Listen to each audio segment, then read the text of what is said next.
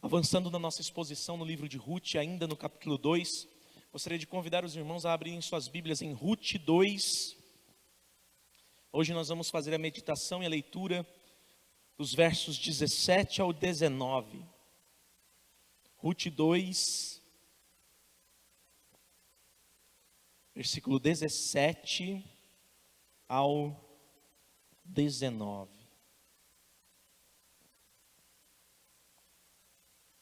A palavra do Senhor diz: e assim Ruth esteve apanhando espigas naquele campo até de tarde. Depois debulhou o que havia apanhado, e foi quase 20 litros de cevada. Ela pegou o cereal e voltou para a cidade. E a sogra viu o quanto de cereal ela havia conseguido apanhar. Ruth também deu para a sogra a comida que lhe havia sobrado, depois que ela comeu até ficar satisfeita. Então Noemi perguntou: onde você foi colher hoje? Onde trabalhou? Bendito seja aquele que acolheu você com tanta generosidade. E Ruth contou à sua sogra onde havia trabalhado. E acrescentou: o nome do homem com quem trabalhei hoje é Boaz.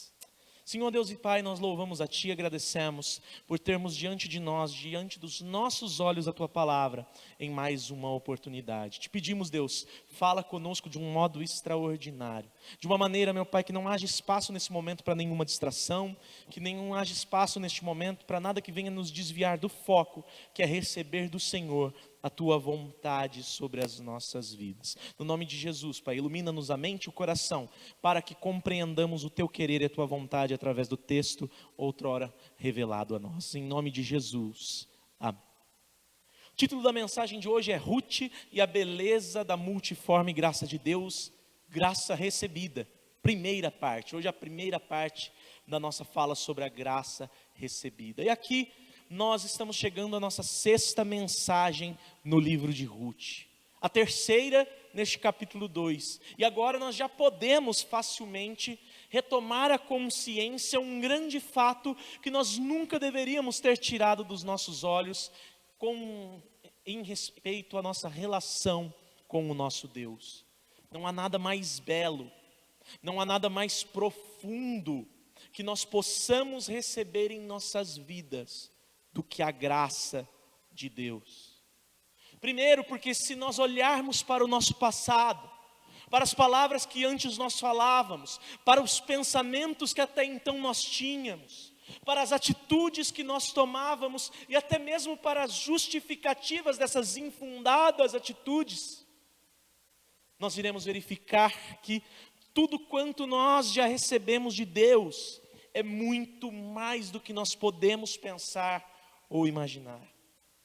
Segundo, porque nós, ao olharmos o nosso presente, nós vamos ver em nossas palavras, nossos pensamentos, nossas atitudes, que apesar de nós termos mudado muito e mudamos, nós não temos a mínima condição de atribuir ao nosso próprio ser cada uma dessas mudanças.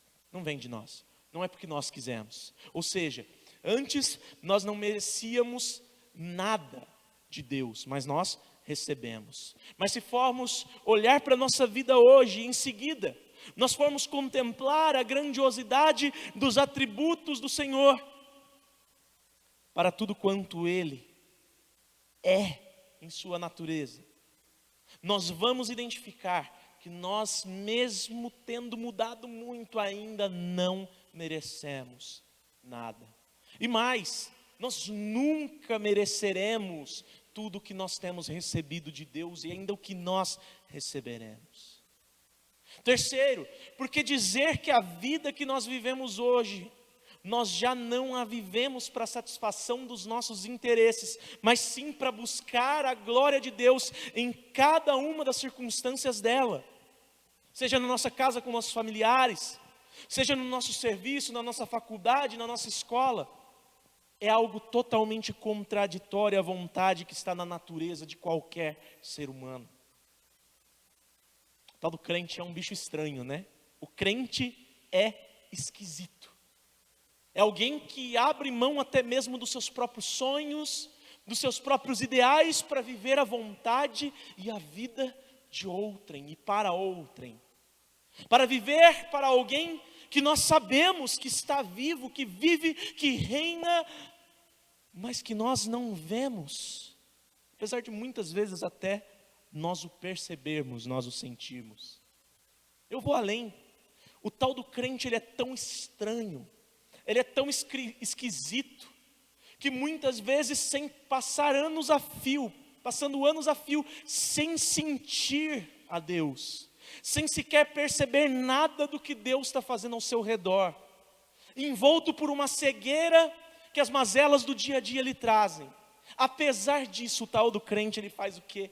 Ele continua vivendo pela fé. E ele sabe que uma hora ou outra a mão de Deus vai mover em seu favor, e mesmo que não se mova, há para ele um encontro definitivo com Deus, preparado para o futuro, onde não haverá mais dor, onde não haverá mais lágrima, onde não haverá mais sofrimento. E diante de tudo isso eu te pergunto, você acha que isso vem de você? Você acha que o seu próprio coração, sozinho, tem a capacidade de desejar tudo isso? Você acha que foi por uma simples decisão do seu dia a dia que você passou a ser outra pessoa?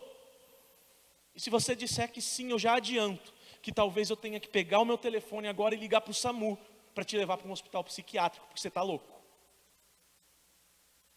Meus irmãos, tudo isso é graça. Tudo que nós podemos ver de Deus, sentir de Deus e crer que é da parte de Deus, é obra da graça. E a graça é algo tão belo, tão sublime, que ela se manifesta de diversas formas nas nossas vidas. Nós já vimos no capítulo 2, antes de qualquer coisa, que Ruth, ela passou a caminhar nos caminhos de Deus. Ela decidiu, assim como nós, andar com Cristo todos os dias. E essa pessoa que foi alvo da graça, que recebeu de Deus a condição de viver não mais para si, mas para satisfazer a vontade de Deus, ela é uma pessoa que, reconhecendo isso, tem como hábito na sua vida buscar mais graça. Nós vimos lá na primeira mensagem a faceta da graça de Deus, do verso 1 a 12, chamada graça buscada. Foi o momento em que Ruth chegou e falou para a sogra dela, crendo em Deus, que ela tinha que ir procurar uma ocupação digna da sua posição de mulher moabita. E foi lá, e casualmente entre aspas, ela acabou caindo no campo de Boaz. Depois, nós vimos que Ruth entende cada detalhe da vida dela, assim como pelo tratamento de Boaz com seus servos e principalmente com ela, que ela na verdade não merecia nada. Nada daquilo que ela estava recebendo era mérito dela. Mas, mesmo sem merecer, existia alguém trazendo uma dignidade muito maior do que era devida a ela, principalmente sendo ela uma mulher moabita naqueles tempos. E a esse movimento, a essa faceta, nós chamamos, do verso 13 ao 16, de graça imerecida, uma vez que Ruth reconhece insistentemente o seu demérito diante do favor recebido.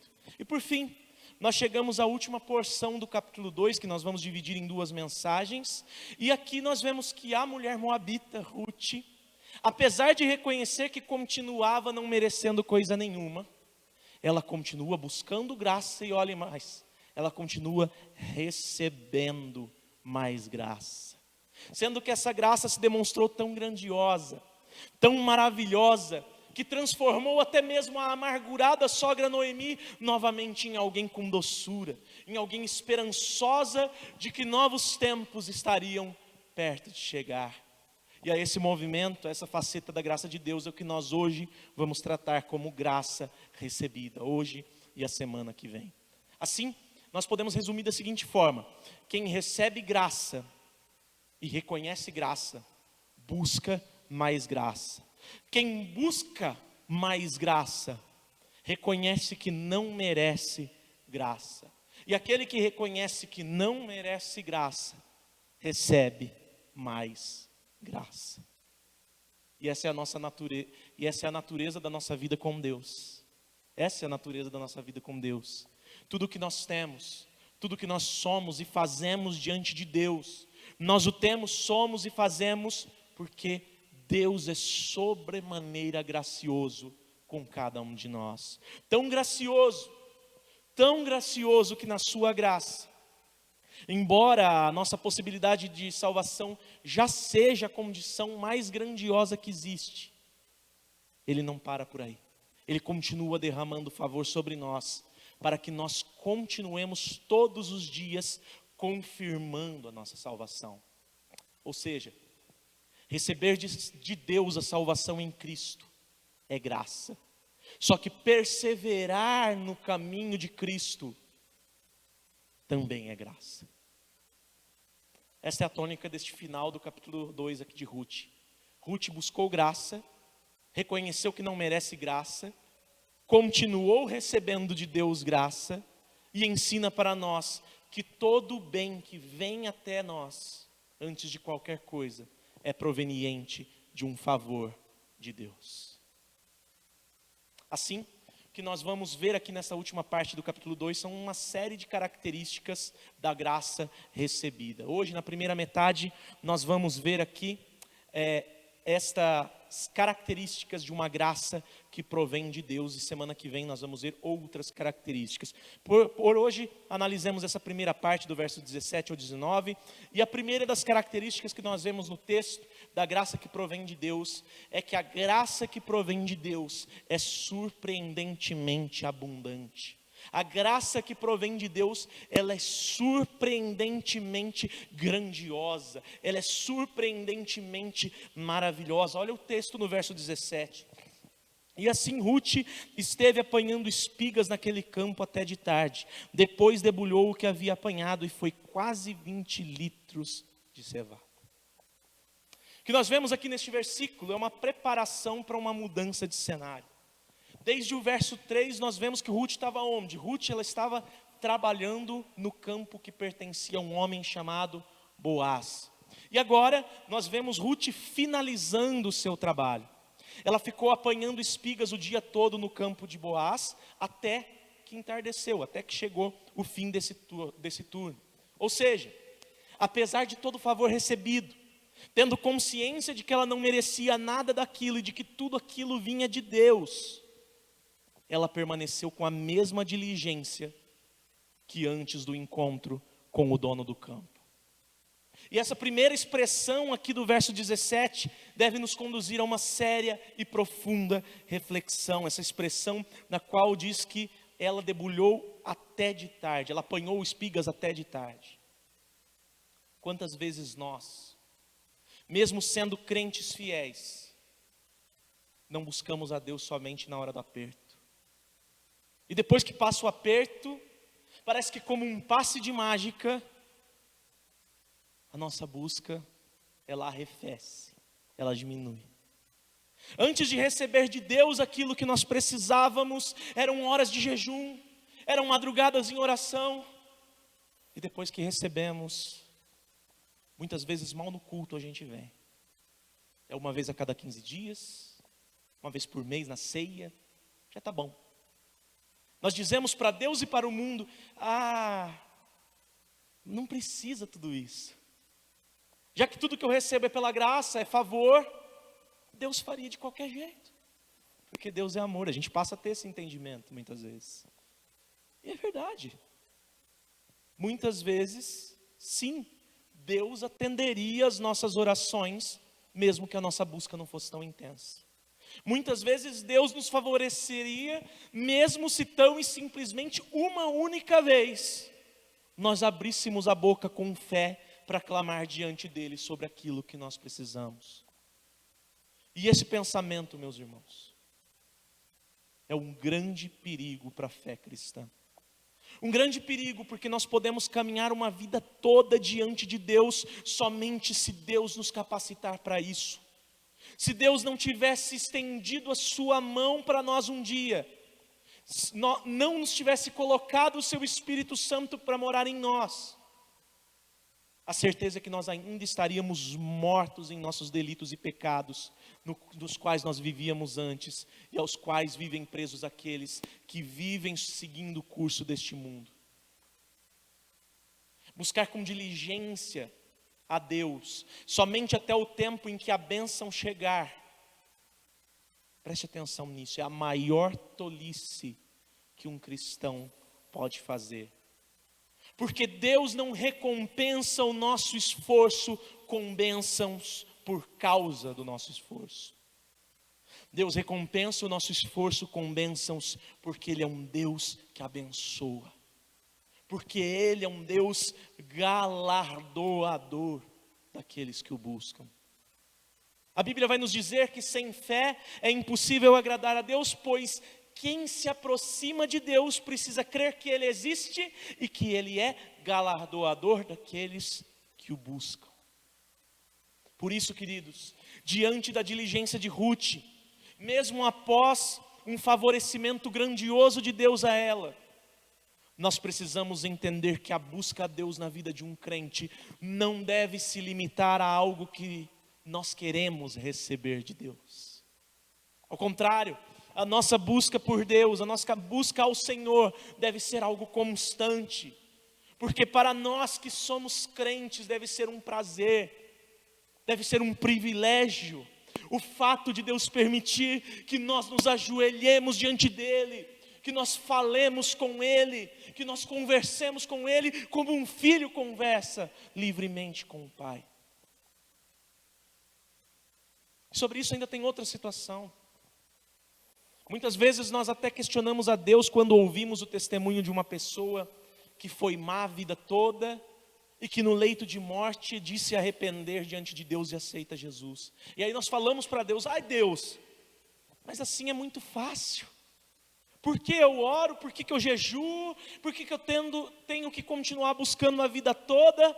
Se eu posso ser mal a vida inteira, chegar no último suspiro e me arrepender. E tantas vezes nós nem temos coragem de falar, né? A gente nem fala isso para Deus, a gente carrega no coração e pouco a pouco a gente vai esfriando, a gente vai desanimando. Os irmãos, Deus salva quem Ele quer. Se a pessoa se arrependeu só no leito de morte, a grande verdade que está por trás desse arrependimento é o favor de Deus. Ela não se arrependeu simplesmente porque os olhos dela se abriram porque ela quis que abrisse, mas sim porque Deus assim o promoveu. Portanto, queridos, o fato de nós termos conhecido a Deus antes de chegarmos ao nosso leito de morte, deve ser encarado por cada um de nós como um privilégio, como uma grande vantagem. Privilégio porque a conversão de cada alma, meus irmãos, não tem como fim a salvação da própria alma, mas sim a glória de Deus.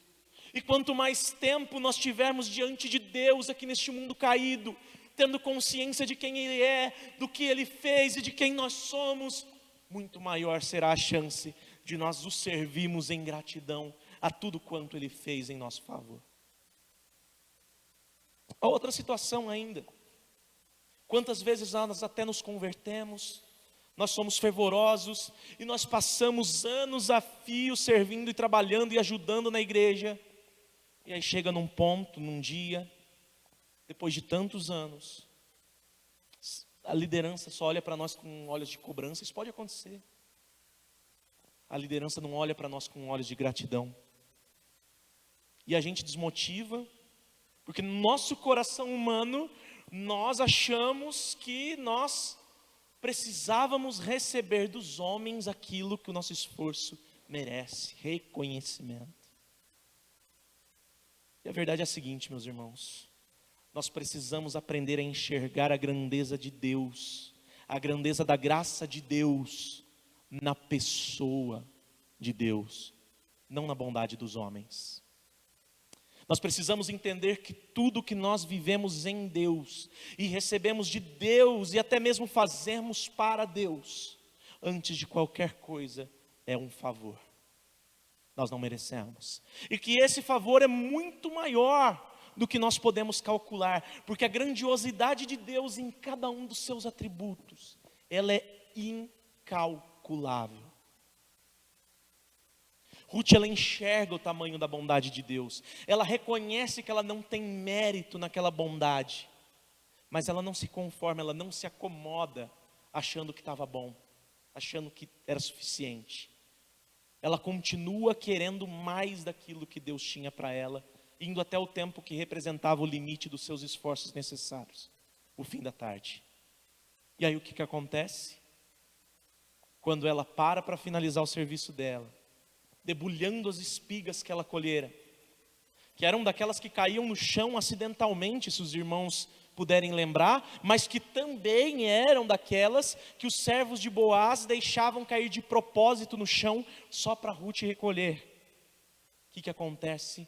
Ela se depara com uma colheita de 20 litros, diz o texto, de grão de cevada.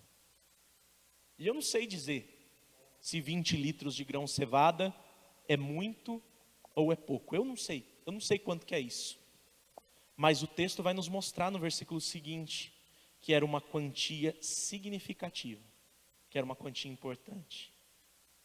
Nós precisamos aprender, meus irmãos, que não é porque o que nós recebemos de Deus é um favor, que a nossa vida tem que ser naquele modo em que muitos pré-apóstatas têm vivido.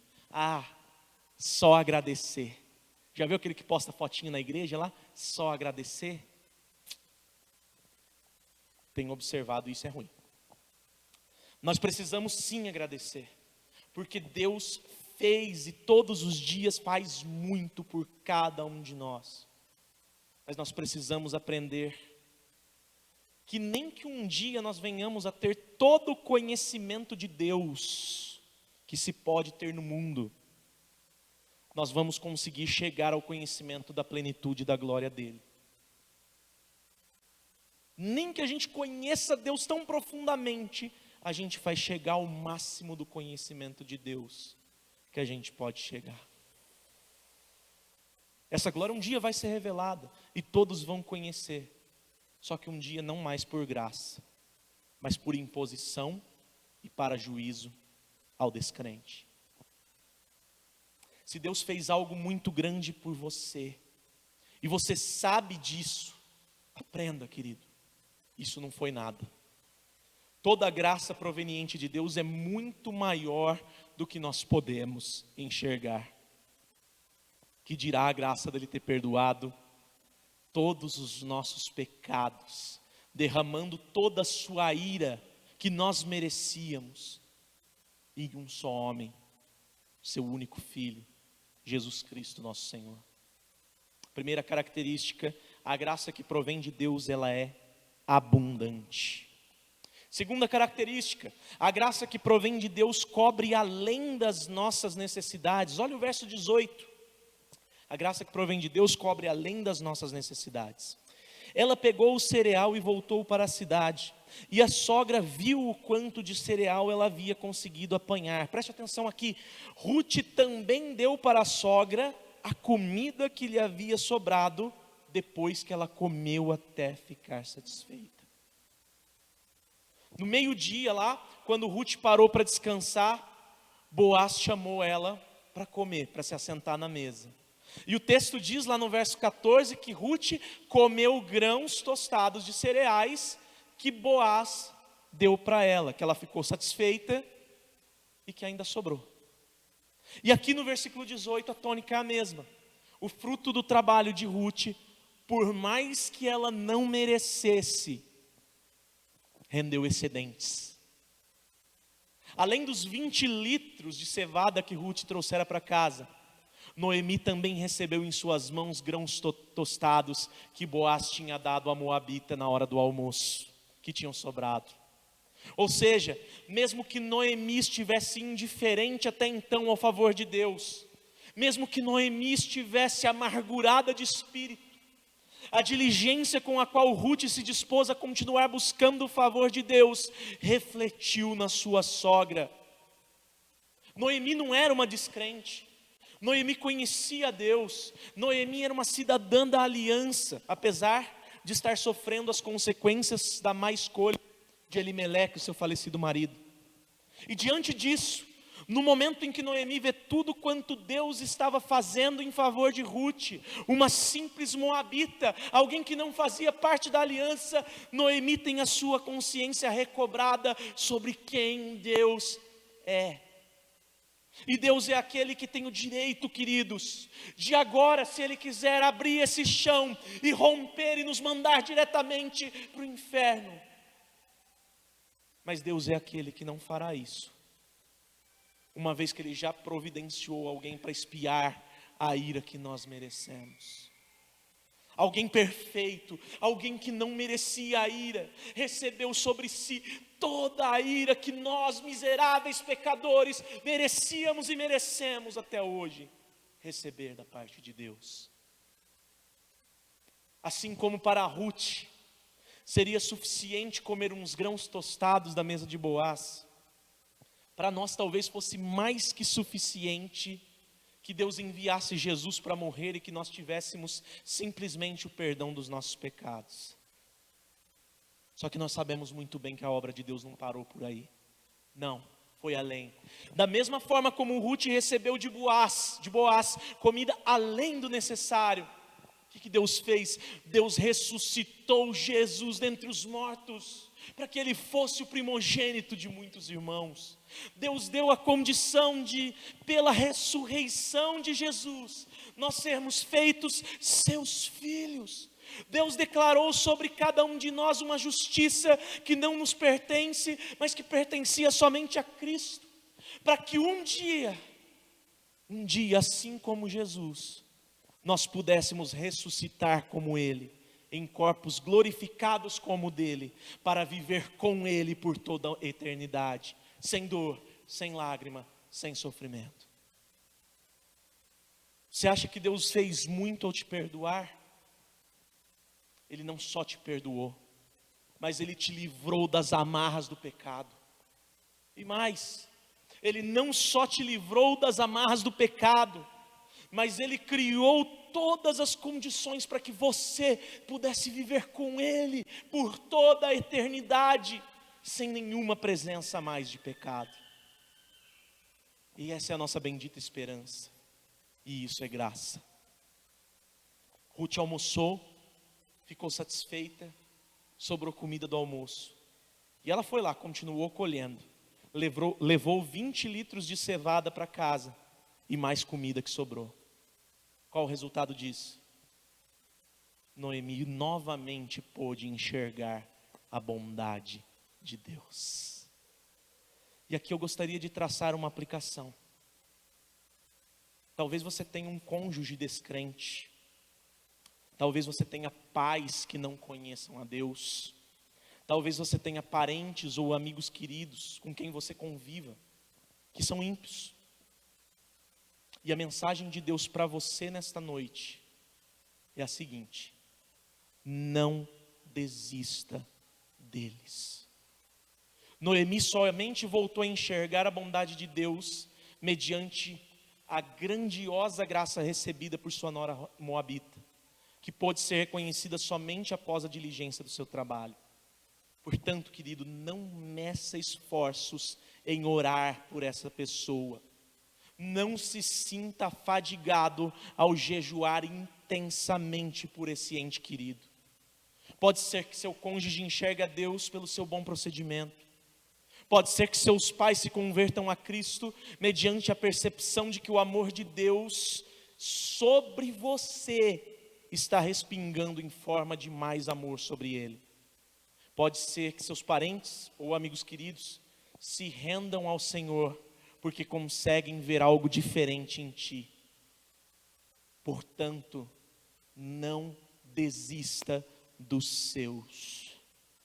Agora, se nós queremos que o nosso cônjuge se converta, mas nós deixamos claro que o nosso devocional, nós não deixamos claro que o nosso devocional é algo inegociável, talvez não aconteça nada.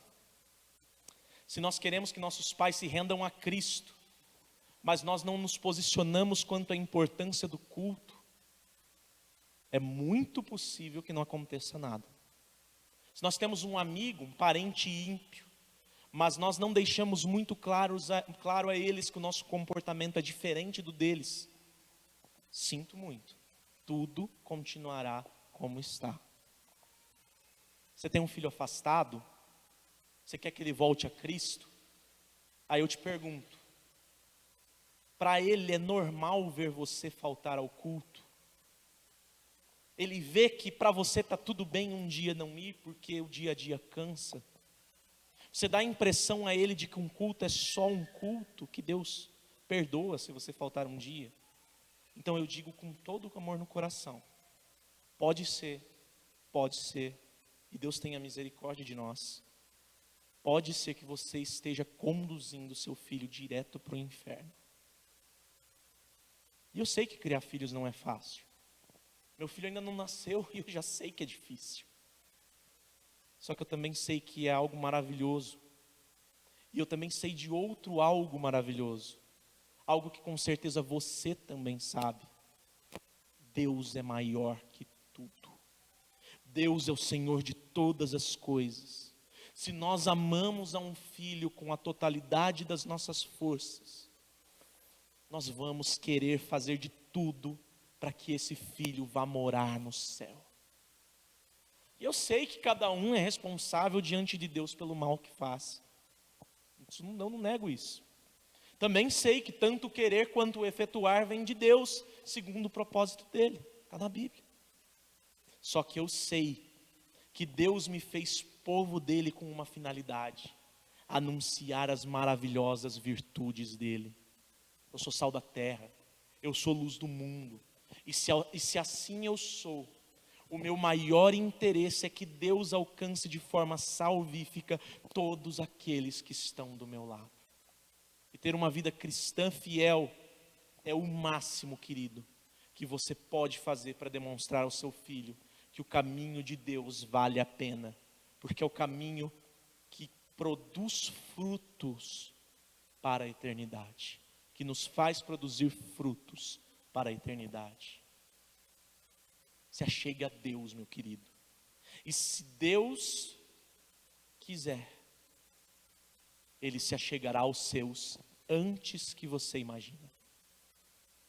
Noemi ficou só observando o tanto de cevada que Ruth trouxe para ela. Só que não parou por aí. Ela recebeu das mãos de Ruth a comida que sobrou do almoço. E ela conseguiu voltar a glorificar a Deus pela grandiosidade do seu amor. Então a segunda característica que nós vemos da graça que vem de Deus é que a graça que provém de Deus cobre além das nossas necessidades. Terceira característica, a graça que provém de Deus transforma amargura em gratidão. Olha só a primeira parte do verso 19. Então Noemi perguntou: onde você foi colher hoje? Onde trabalhou? Bendito seja aquele que acolheu você com tanta generosidade. Lá no comecinho do capítulo 2, no verso 2, nós vemos Noemi meio que indiferente quanto ao fato de Ruth sair para colher espigas nos campos de cevada. E aqui, no versículo 19, agora nós vemos outra coisa. Nós vemos Noemi bendizendo aquele que tinha sido tão generoso com sua nora, apesar de ela ser somente uma mulher, viúva e moabita. Quando Noemi vem e ela pergunta onde Ruth foi colher, o que ela tinha em mente é que a acolhida recebida por ela não poderia ter um emissário inicial diferente de Deus.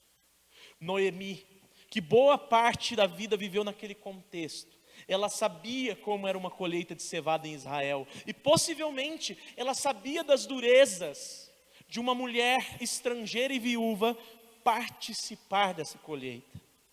Ou seja, aqui Noemi enxerga o fato de Ruth colher tanta cevada, tantos litros, era uma obra graciosa de Deus. Somente um senhor, um patrão enviado por Deus poderia acolher com tanta generosidade alguém socialmente tão indigno quanto Ruth era naqueles tempos. Você quer verdade maior do que essa? Você quer verdade mais bela do que essa? O homem, tendo a livre escolha de servir a Deus, lá no jardim do Éden, escolheu pecar contra Deus. E uma das consequências desse pecado é que, quanto ao reino de Deus, esse homem passou a ser de natureza estrangeira. Ou seja, eu e você já nascemos estrangeiros quanto ao reino de Deus. Todavia, a palavra do Senhor diz que Ele nos amou e Ele decidiu nos incluir novamente no seu reino. Como que Deus fez isso? Ele enviou Jesus para receber sobre si a punição que nós merecíamos. Assim como Noemi diz: bendito seja aquele que acolheu você com tanta generosidade. A mensagem de Deus para mim e para você nessa noite é a seguinte: bendito seja Jesus, que mesmo que em nossa natureza nós sejamos seus inimigos, nos acolheu e nos ofereceu a amizade dele. Você já agradeceu a Deus pela sua salvação? Você já agradeceu a Deus por ter enviado Jesus para morrer em seu lugar? Meu irmão, tenha certeza que a Bíblia diz para mim e para você é que se você é crente, se você crê em Jesus como Senhor e Salvador da sua vida, você já é salvo. Você não vai ser salvo, você já é salvo. Portanto, queridos, agradeçam a Deus por fazerem parte do plano dele. Pode ser que sua vida esteja um caco por causa de algum pecado que você tenha cometido. Pode ser até que você esteja se sentindo mal hoje, porque você tenha sido justo diante de Deus, porque você é fiel a Ele. Ou até pode ser que você esteja sofrendo simplesmente o sofrer da vida debaixo do sol, independente de ter feito o bem ou o mal. Enfim, em todos os casos, a mensagem de hoje te convida a parar de olhar um pouquinho para o seu sofrimento e a começar a olhar um pouquinho para a cruz. Deus te salvou do inferno, meu irmão. Portanto, ore para que Deus lhe capacite para transformar a sua amargura em gratidão, assim como Noemi fez ao ver a colheita de Ruth. A terceira característica: a graça que provém de Deus transforma a amargura em gratidão. Quarta e última característica, e aqui nós já estamos caminhando para o final: a graça que provém de Deus é a manifestação do poder que somente há nele. A graça que provém de Deus é a manifestação do poder que somente há nele. A segunda parte do verso 19. E Ruth contou à sua sogra onde havia trabalhado e acrescentou: o nome do homem com quem trabalhei hoje é Boaz. Ruth responde à pergunta grata de sua sogra, expondo toda a realidade. Ruth, ela fala que foi colher num campo, que ficava num lugar específico. Mas se nós olharmos para o texto, a exatidão dessa informação sobre o campo, ela é omitida pelo autor. Mas existe uma informação que o autor revela: o campo pertencia a Boaz. Lembra do significado do nome de Boaz? Boaz significa aquele em quem há força. Tendo em mente o contexto no qual o livro de Ruth foi escrito, pela forma com a qual o autor relata a resposta de Ruth, nós podemos perceber que a intenção dele era mostrar a cada um dos seus leitores que Ruth entendia muito bem o que estava acontecendo na vida dela. O autor, ele poderia escolher destacar a prosperidade da propriedade por causa da qualidade da terra, por causa de boas sementes, por causa de chuvas até enviadas por Deus no tempo oportuno. Só que ele decide aqui relatar a resposta de Ruth como se ela, falando em primeira pessoa, dissesse: eu colhi no campo de Boaz. No contexto do Antigo Testamento, o nome diz respeito à personalidade, à natureza de uma pessoa. Portanto, quando Ruth enaltece o nome de Boaz como seu abençoador naquela circunstância, na verdade Ruth está declarando que a bênção somente tinha vindo até ela, porque o abençoador era alguém dotado de uma capacidade humana distinta, uma capacidade humana proveniente do favor de Deus. Ruth estava confirmando a Noemi aquilo que ela já suspeitava: uma colheita tão próspera, acompanhada de um favor tão generoso, quanto de permitir que ela levasse a sobra da comida do almoço que ela nem tinha levado para o campo, mas ela ganhou. Não poderia vir de outro lugar, senão do próprio coração de Deus. Meus irmãos, nós precisamos aprender a enxergar a grandeza do plano de salvação de Deus. E a verdade é que, segundo o caráter de Deus, o pecado ele somente é pago de uma forma, com morte. Para ter perdão de pecado, tem que existir morte, é o que Deus fala na Bíblia. Deus disse, no dia em que você comer daquele fruto, certamente você morrerá. E acontece o quê? A gente morre. Por causa daquele ato de rebeldia de Adão e Eva, todos nós morremos. Contudo, meus irmãos, a nossa morte não serve, ela é inútil, ela é imprestável para pagar o nosso pecado. Sabia disso? Nossa morte não serve para perdoar pecados. Embora ela seja consequência do pecado e a punição pelo pecado, ela não serve para pagar pecado. Porque nós somos pecadores. Um pecador não pode gerar perdão para si próprio, de modo que nós não temos o poder, a força, a condição para expiar o nosso próprio pecado. Ou seja, em nós não há força, nós somos aqueles em quem não há força. Qual a solução de Deus? Alguém perfeito então tinha que morrer. Só que se Deus viesse e Ele criasse um novo Adão do pó da terra, e o colocasse aqui para ser tentado da mesma forma como o primeiro Adão foi, mesmo que ele não tivesse pecado, mais cedo ou mais tarde esse novo Adão também teria cedido às tentações da carne, e o sacrifício dele também não serviria mais. Até porque o primeiro Adão pecou sem ainda existir a presença do pecado. Esse segundo teria a tendência de pecar muito mais rápido, porque ele estaria rodeado de pecado. Então o que Deus faz?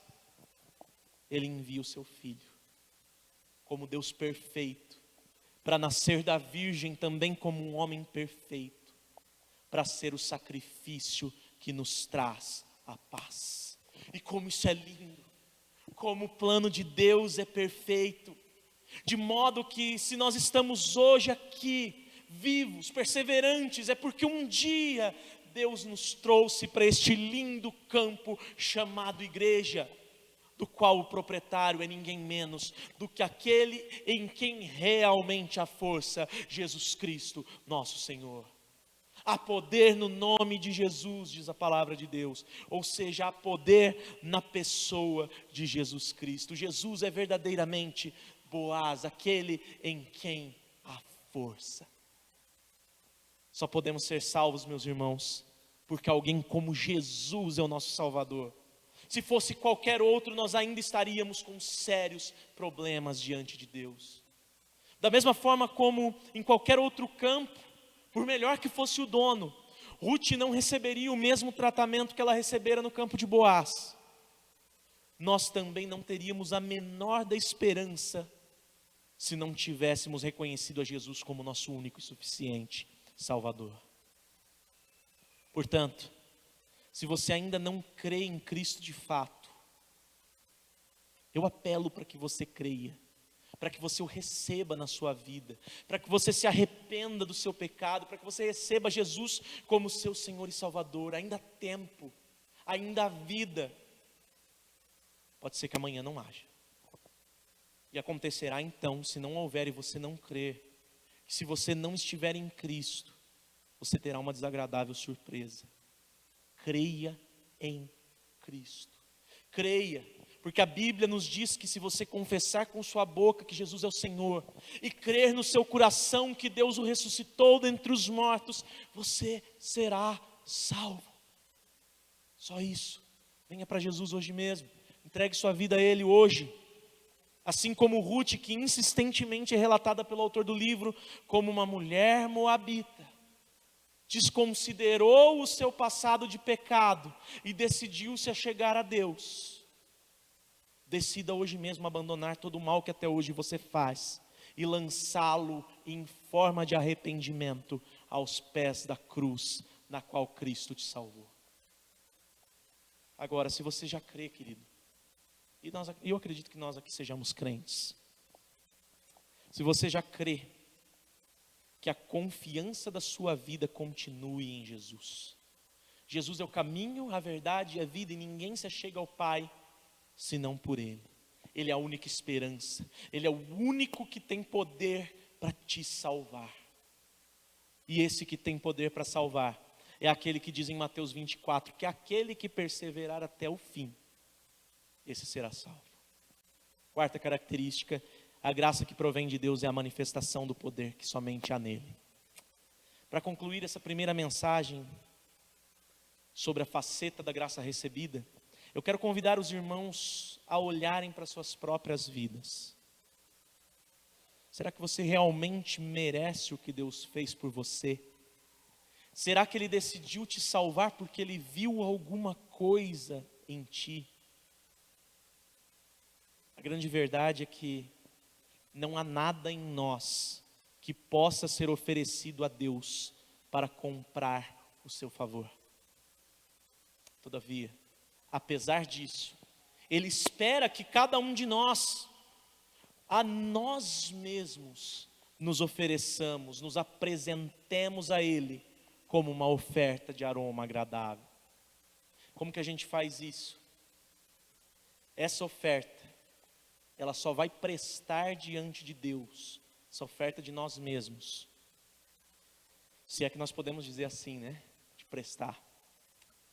Se nós aprendermos a não nos conformarmos com este mundo, nem em seus ideais, nem em seus anseios, tampouco em suas filosofias. E não vivendo em conformidade com o mundo, se nós permitirmos que Deus nos transforme pela renovação do nosso entendimento. Isso é Romanos 12, 1 e 2. Você teve uma mente renovada por Deus. Assim como Ruth, assim como Noemi, assim como o próprio Boaz. Deus renovou a sua mente, se você é um crente em Cristo. E Ele fez assim, por pura graça. Que cada um de nós possa entender que tudo quanto nós recebemos de Deus, não tem nada a ver com os nossos esforços, nem com a nossa capacidade. Mas entendendo que nós não temos mérito nenhum diante de Deus, que nós possamos continuar servindo a Ele diligentemente, todos os dias das nossas vidas. A certeza que eu tenho, meu querido, e isso não digo eu, mas a Bíblia, é que aquele que serve a Cristo não será envergonhado. Não será envergonhado porque recebe e continuará recebendo graça sobre graça. E toda a glória seja dada a Deus por isso. Senhor Deus e Pai, nós te louvamos e te exaltamos e glorificamos ao teu santo nome. Agradecidos, Deus, pela tua palavra. Agradecidos por o Senhor ter falado conosco, por o Senhor ter trazido a cada um de nós mais verdades, Deus, sobre a tua graça. Sabemos que somos falhos, que somos pecadores. Sabemos, Deus, que a nossa mente humana, ela não tem capacidade para reconhecer a grandiosidade do teu favor em nossa direção. Mas o que nós te pedimos, meu Pai, é que o Senhor abra nossa mente, nosso coração, que o Senhor abra os nossos olhos espirituais, para que nós venhamos a discernir sobre as nossas vidas e sobre a tua participação nelas. No nome de Jesus, Pai, abra os nossos olhos para enxergar que tudo quanto nós temos ao nosso redor, nós o temos por graça do Senhor. E nos dá a capacidade para, assim como Ruth, Pai, continuar vivendo em busca dessa graça nas nossas vidas, aonde quer que nós coloquemos os nossos pés, façamos nós o que viermos a fazer. No nome de Jesus, Pai, que oramos. Amém.